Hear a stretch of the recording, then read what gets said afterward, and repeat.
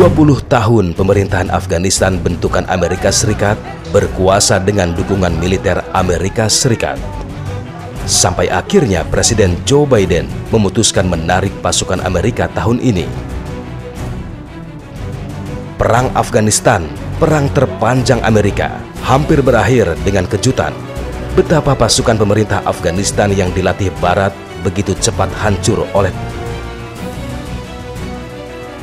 had agreed to withdraw all their forces by May 1st, but they violated that deadline. Now they have announced that they withdraw all their forces by August 31st. They should abide by their announcement. If they violate, so that would be a clear violation. In that case, it is up to our leadership to decide how to proceed and what to do. Lalu, apakah mundurnya pasukan Amerika bisa diartikan sebagai gagalnya pasukan Amerika untuk memerangi Taliban? Jadi pemimpin Taliban itu Hibatullah Akhundzada sudah mengeluarkan instruksi, jangan merusak properti. Orang yang sudah menyerah jangan dirusak rumahnya. Makanya banyak rumah-rumah yang bekas pejabat Afghanistan yang kabur itu tidak ada yang dirusak. Tapi saya lihat kenapa Amerika harus bikin perjanjian dengan Taliban, itu kan untuk menutup malu mereka. Mereka sudah kalah, daripada mereka mengumumkan secara sepihak kan lebih baik, lebih elegan melalui perjanjian. Mosi tidak percaya akan pengambil alihan kekuasaan oleh Taliban nampaknya belum ada pada warga Afghanistan. Bagi Faisal Assegaf, Taliban kini berbeda dengan masa lalu. Taliban kini berupaya untuk membuat warga Afghanistan merasa lebih nyaman. Kejadian Taliban menguasai atau berkuasa penuh atas Afghanistan ini juga mendapatkan dukungan dari warga Afghanistan. Iya, mereka punya SOP. Ketika mereka masuk ibu kota sebuah provinsi, mereka tidak langsung menyerang, tapi mereka menawarkan berdamai, menyerah baik-baik. Kalau orang pemerintah, pejabat setempat atau komandan militer setempat di provinsi itu menolak menyerah, baru diserang. Itu satu. Yang kedua, kalau menyerah, itu tidak akan ditangkap, dieksekusi, atau dijarah rumahnya. Malah dibiarkan tetap hidup. Kalau mereka mau tinggal boleh, tapi kalau mereka mau pergi juga dipersilakan. Jadi mereka berbicara dulu, berdialog dengan sesepuh setempat, menawarkan dialog untuk menyerah baik-baik. Nah, kalau mereka mau menyerah tidak akan diserang.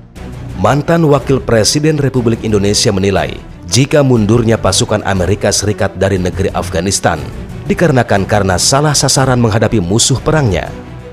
Keberhasilan perebutan kekuasaan yang dilakukan oleh pasukan Taliban terhadap pemerintahan Afghanistan dikarenakan sudah tidak adanya lagi sokongan dari Amerika dan NATO terhadap pemerintahan Ashraf Ghani. Yaitu pertama disebabkan oleh ketergantungan pemerintah Afghanistan di bawah Presiden Ghani kepada Amerika Serikat dan NATO. Jadi begitu Amerika dan NATO mau meninggalkan Afghanistan, maka dengan cepat Taliban dapat menguasai Afghanistan itu. Walaupun Amerika sendiri telah melatih puluhan ribu tentara Afghanistan, tapi keduanya ternyata ada pertumpahan darah atau perang saudara. Karena itu mereka, pemerintah Pakistan itu Afghanistan lebih cepat, lebih baik menyerahkan daripada dia berperang. Itulah yang terjadi sebenarnya, bahwa itu resiko daripada ketergantungan kepada kekuatan besar. Begitu kekuatan itu pergi, maka juga dengan mudah negeri itu dikuasai. Iya, 20 tahun itu bukan waktu yang mudah. Itu jadi Amerika masuk ke situ untuk mencari Osama bin Laden kan. Itu tahun 2001. Itu berarti itu 20 tahun dari sekarang, dan itu suatu perjuangan Amerika itu yang sangat mahal, dan karena menghabiskan hampir 2 triliun dolar biaya peperangan itu, dan ribuan mereka tentara Amerika meninggal,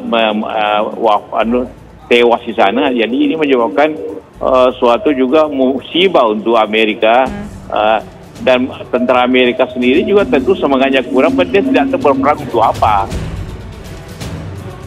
Runtuhnya pemerintahan Ashraf Ghani ke tangan Taliban bagi Faisal Assegaf tak putus dari dukungan masyarakat Afghanistan sendiri. Meskipun tak bisa dipungkiri, masih banyak dari warga Afghanistan yang kini keluar dari negara konflik ini.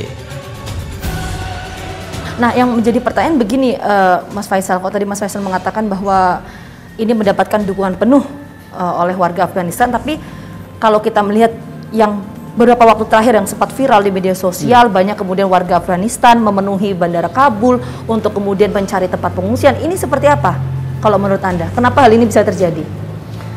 Ya, itu pertama situasi tidak menentukan setelah pengambil alihan, karena sampai sekarang juga belum ada pemerintahan yang terbentuk.